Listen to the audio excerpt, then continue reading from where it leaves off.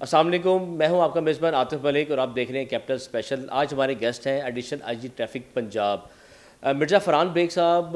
जिस तरह IG Punjab doctor Usman Anwar का नाम भी सदियों तक याद रखा जाएगा, इसी तरह ट्रैफिक पुलिस में जो है मिर्ज़ा फ़रहान बेग का नाम भी याद रखा जाएगा, क्योंकि जो ट्रैफिक वार्डन्स थे वो बड़े मायूस थे, क्योंकि 2006 में ये ट्रैफिक वार्डन्स का ये बैच था, ये भर्ती हुआ था। 2006 से लेकर 2023 तक 17 साल बनते हैं और 17 साल में इनका कभी सर्विस स्ट्रक्चर नहीं बना और वार्डन्स बिल्कुल मायूस दिखाई देते थे। और वो उनको यही वो सोचते थे कि हमने वार्डन ही, सब इंस्पेक्टर ही रिटायर हो जाना है। लेकिन मिर्ज़ा फ़रहान बेग ने जैसे ही 8 फरवरी को चार्ज लिया तो वार्डन्स की जो ज़िंदगी है वो बिल्कुल बदल गई। वार्डन्स भी अब जो है वो तरक्कियों की ख्वाब देख रहे हैं और कई वार्डन्स को तरक्कियाँ मिल चुकी हैं और साथ ही कई जो सीनियर ट्रैफिक वार्डन्स हैं वो एडवांस कोर्स पे जा चुके हैं। इस वक्त हमारे साथ मौजूद है मिर्ज़ा फ़रहान बेग साहब, उनसे बात करते हैं कि उनके पास क्या जादू की छड़ी थी कि जब उन्होंने चार्ज लिया तो वार्डन जो हैं वो सिर्फ मिर्ज़ा साहब का ही नाम लेते हैं। सर अस्सलाम वालेकुम। थैंक यू वेरी मच जी। वालेकुम अस्सलाम आतिफ, आप खैरियत से हैं? सर ठीक ठाक हैं, thank you so much. Sir ये बताइए क्या छड़ी है आपके पास कि आपने क्या सोचा और जब आपको आईजी पंजाब ने ये जिम्मेदारी सौंपी तो आपके जहन में क्या था कि मैंने क्या करना आगे? क्योंकि आप माशाल्लाह, जब मैं तो आपको एसपी दौर से जानता हूँ, आप बड़े एक्टिव रहे हैं और हमेशा आपने जो सर्व किया लोकल पुलिस में किया या फिर आप मोटरवे में चले गए थे। अचानक सडन आपकी पोस्टिंग हुई यहाँ पे ट्रैफिक पंजाब में, तो इसका एक्सपीरियंस भी नहीं था, लेकिन विद इन 7 मंथ्स आपने इसका सर्विस स्ट्रक्चर ही बदल दिया। देखें, इस चीज़ का पूरा क्रेडिट तो ज़ाहिर है मैं बिल्कुल नहीं लेना चाहता, क्योंकि ये इनिशिएटिव जो है ये आईजी पंजाब डॉक्टर उस्मान अनवर का है और वो पूरे पंजाब पुलिस के हर यूनिट से मुतल्लिक़ है कि हर यूनिट के अंदर प्रमोशंस जो हैं उनको फास्ट किया जाए, रैपिड किया जाए।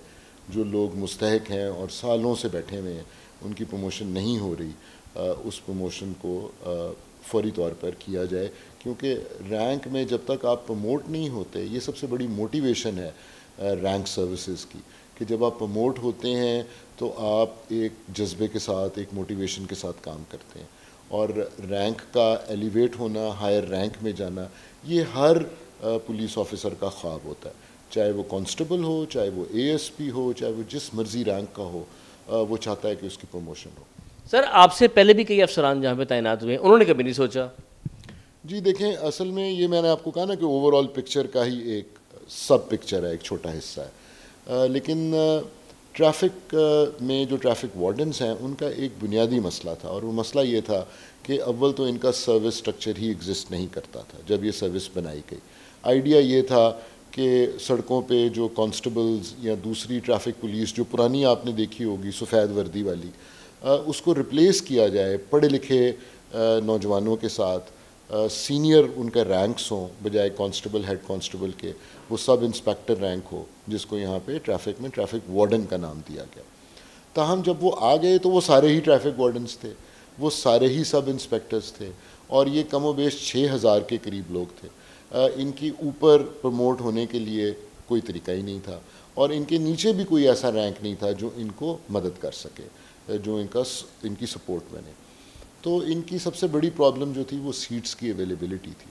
तो मैं मशकूर हूँ इसमें आईजी साहब का भी और चीफ मिनिस्टर पंजाब का भी कि आते ही 600 से ज़ायद जो ट्रैफिक वार्डन्स थे उनकी आते ही महीने डेढ़ के अंदर प्रमोशन हो गई और वो सब के सब सीनियर ट्रैफिक वार्डन्स बने।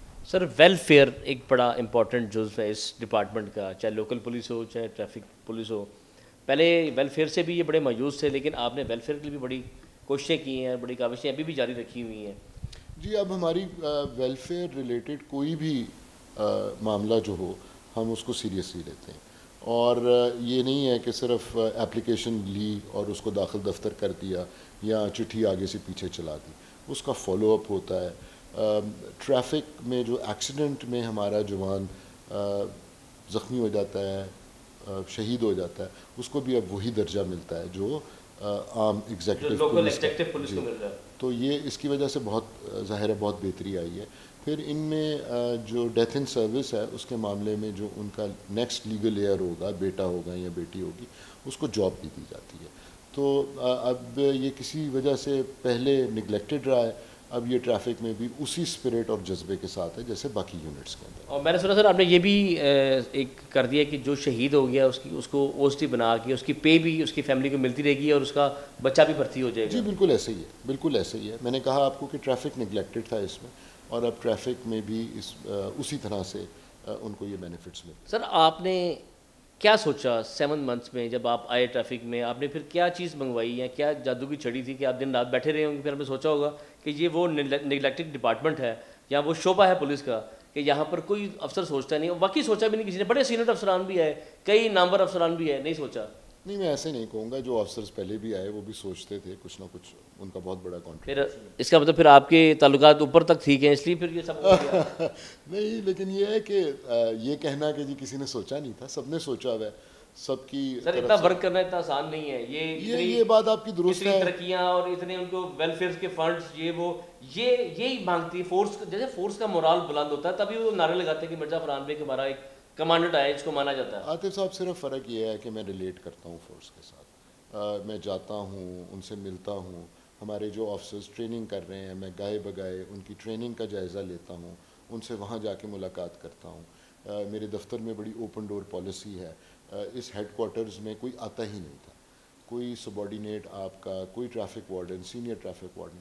अब यहाँ पे आप आएंगे तो ताना बाना लगा होता है। लास्ट टाइम मैंने देखा था कि आपने मसीह के जो आपके मुलाजमीन थे वो आपने बड़ा उनसे यहाँ पे सेरेमनी की हुई थी। जी, ये मिसाक जो हमारा एक प्रोग्राम है पुलिस का, उसी की एक एक्सटेंशन थी। और मिसाक में ज़ाहिर है हम पब्लिक में जो हमारी मसीही बरदरी के और दीगर जो मज़ाहिब से ताल्लुक़ रखते हैं लोग, उनसे इंटरेक्ट करते हैं। तो मैंने सोचा कि हमारे अपने बहुत सारे ऑफिसर्स हैं, तो उन लेडी ऑफिसर्स को, उन मेल ऑफिसर्स को बुला के उनके मसाइल भी सुने, उनकी फ़ीडबैक भी ली, उनको ये भी देखा कि उनकी ड्यूटी में किसी किस्म की कोई उनकी रिलीजियस बैकग्राउंड की वजह से उनको कोई डिस्क्रिमिनेशन तो नहीं होती। उन सब के पास अब मेरा नंबर मौजूद है, वो मेरे से राब्ते में भी रहते हैं, सब बहुत हाई स्पिरिट्स में हैं। जितना भी दाएं बाएं प्रोपेगेंडा होता है, ज़ाहिर है हमारे बहुत सारी नेगेटिव फोर्सेस हैं जो काम कर रही होती हैं, हमने कभी ना, तफरीक तो दूर की बात है, हमने हमेशा एक तरह से इनको प्रेफरेंस दी है। सर लाइसेंस का लाहौरियों को बल्कि पूरे पाकिस्तानियों को बड़ा इशू रहता था और टाउट माफिया बड़ा एक्टिव होता था। अब जिस तरह लोग लाइनों में लगने से बड़ा कतराते थे और फिर लाइसेंस के लिए लोग पहले आईडी कार्ड की 4 कॉपियाँ, फिर 4 तस्वीर, फिर डॉक्टरी सर्टिफिकेट, फिर एक फ़ाइल लेनी। आपने क्या सोचा या क्या आपके माइंड में था, आपने इसको सारा पेपरलेस कर दिया है? देखिए, सबसे बड़ी बात तो ये है, और ये सिर्फ ट्रैफिक पुलिस से मुतल्लिक़ नहीं है, तमाम गवर्नमेंट के डिपार्टमेंट्स में है कि आप जितनी रेड टेपिज़म रखेंगे, जितनी लोगों की रसाई जो फैसिलिटी है वो दूर होगी, तो उसके अंदर हर किस्म के जो खुराफात है वो आ जाते हैं। आज मैं देखता हूँ कि एक जो शहरी है वो सिर्फ अपना जस्ट आईडी कार्ड वो लेके जाता है और उसका जो लर्नर जो है वो फौरी बन जाता है। जी, मैं यही कह रहा था कि उसमें बहुत सारे जो मसाइल हैं वो इस वजह से हैं कि वो फैसिलिटी हासिल करने के लिए रोड ब्लॉक्स बना दिए जाते हैं, लोग घबराते हैं, लोग ताल्लुक़ ढूंढते हैं, लोग सोचते हैं कि यार ये इतनी आसानी से काम नहीं होगा। तो जो सबसे आसान उसका तरीका है वो यही है कि हमने, तो वो इतना मुश्किल था लाइसेंस के मामले में, क्योंकि अब आप ये देखिए कि लाइसेंसिंग जो है वो एक बड़ा हमारा प्रॉब्लम है। हमारे जो 70% ड्राइवर्स हैं, चाहे वो मोटरसाइकिलिस्ट राइडर हों या ड्राइवर्स हों, उनके पास लाइसेंसेस नहीं हैं, वो बग़ैर लाइसेंस के अपनी सवारी चलाते हैं। और जो मेजॉरिटी ऑफ द एक्सीडेंट्स हैं वो भी इसी वजह से होते हैं कि लोग जो हैं वो ड्राइविंग लाइसेंस के बगैर अपनी सवारी चला रहे हैं। तो जो सबसे बड़ा चैलेंज था वो ये था कि विद इन द रिसोर्सेज रहते हुए हम ये इस नंबर को बहुत बढ़ाएं, लोगों के लिए इसको इतना आसान करते हैं कि ड्राइविंग लाइसेंस लेने में किसी किस्म की कोई प्रॉब्लम ना हो। तो हमने क्या किया कि हमने अपने सेंटर्स बढ़ा दिए। हमारे सेंटर्स, जो टेस्टिंग सेंटर्स थे, जो कल तक 60 थे, वो 150 कर दिए। जो हमारे लाइसेंस लेने के पॉइंट्स थे वो 150 से बढ़ा के 550 कर दिए। जो उसका नतीजा ये निकला कि इस पीरियड में पिछले साल अगर 11 लाख लाइसेंसेस जारी हुए थे तमाम कैटेगरीज़ के, तो इस साल वो फिगर 40 लाख के ऊपर है। सो 11 लाख से हम 40 लाख पे आ गए, जो इस बात का मुंह बोलता सबूत है कि हमने चूँकि इसको बहुत एक्सपैंड कर दिया तो लोगों की रसाई आसानी से के साथ होती गई। फिर इसको बहुत IT बेस्ड कर दिया और अगले स्टेप में चल के, क्योंकि अब इतने लाइसेंसेस हैं, उनकी प्रिंटिंग का जो है वो बैकलॉग बढ़ रहा है, तो हमने ई लाइसेंस को मुतारफ़ करा दिया और अब इलेक्ट्रॉनिक लाइसेंस जो है वो आपके मोबाइल पे हर वक्त मौजूद होगा। आपने जाना है, अपना लाइसेंस बनवाना है, 12 घंटे के अंदर अंदर, बल्कि इससे भी कम टाइम के अंदर वो लाइसेंस आपके पास होगा। सर ओवरसीज़ पाकिस्तानीज़ के लिए कुछ सोचा आपने कि ओवरसीज़ पाकिस्तानी अगर अपना लाइसेंस? जी, ओवरसीज़ बहुत अच्छा आपने सवाल किया। ओवरसीज़ पाकिस्तानीज़ के लिए हम ये कर रहे हैं कि अनकरीब वो ऑनलाइन अपना जो है इंटरनेशनल लाइसेंस ले सकेंगे। ये तकरीबन काम आखिरी मराहिल में है, क्योंकि इसमें ज़ाहिर है हमने अपनी डेटाबेस को, अपने सिस्टम को अपडेट करना है। इसमें इंटरनेशनल पेमेंट्स इन्वॉल्व हैं, इसमें टिकट्स जो हैं उसको हमने कैसे वेव ऑफ करना है। सो बहुत सारी चीज़ें हैं जिनसे हम गुज़र चुके हैं और ये चंद हफ्तों के अंदर ये फैसिलिटी अवेलेबल होगी। सर आपने बड़े अच्छे काम किए, ई लाइसेंस कर दिया, वेलफेयर का सोचा, प्रमोशन का सोचा। अच्छा सर, अक्सर मैंने ये देखा है कि मेन रोड्स पे जब एम्बुलेंसेज आ रही होती हैं और वो सायरन दे रही हैं, लेकिन वार्डन से वो कंट्रोल नहीं हो पाती और वो एम्बुलेंस फंस जाती है। इस वाले से कोई चेक एंड बैलेंस रख रहे हैं आप? जी, डेडिकेटेड लेन्स का पूरी दुनिया के अंदर तस्वर है कि एमरजेंसी व्हीकल्स के लिए और जो है वो एक डेडिकेटेड लेन होती है जो खाली होनी चाहिए।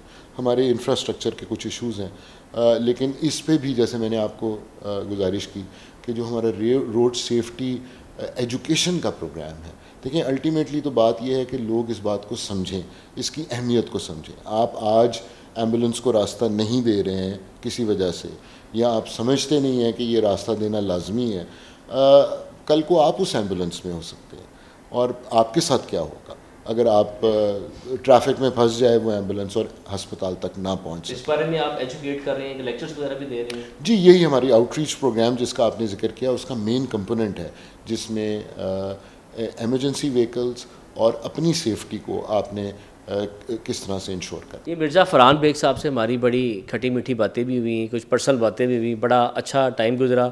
लेकिन इनका जो इनिशिएटिव था कि ई लाइसेंस का, कि अब सिर्फ जो शहरी हैं वो सेंटर में अपना आईडी कार्ड देके जाएंगे, उनका लाइसेंस बन जाएगा। फिर ओपन डोर पॉलिसी भी इनकी है कि इनके दरवाजे खुले हैं, कोई भी आकर इनको मिल सकता है, रिक्वेस्ट करके अपना काम करवा सकता है। तो मेरी ये गुजारिश है कि मिर्ज़ा जो फ़रहान बेग साहब हैं वो मज़ीद जो इनके इनिशिएटिव हैं जो पाइपलाइंस में है वो भी इन्हीं के टेन्योर में पूरे हों, और जो वार्डन्स हैं वो भी दुआ ये कर रहे हैं कि हमारा अगला बैच और उससे अगला बैच भी तरक्की कर ले, क्योंकि बैचेस 6, 7, 11, 14 वाले भी पाइपलाइन में, और वो यही चाह रहे हैं कि इन्हीं के दौर में हमारी भी तरक्की हो जाए। मज़ीद मिलेंगे एक नए अफसर के साथ, एक नए प्रोग्राम के साथ। इजाज़त दीजिए अपने मेज़बान को, आतिफ मलिक को।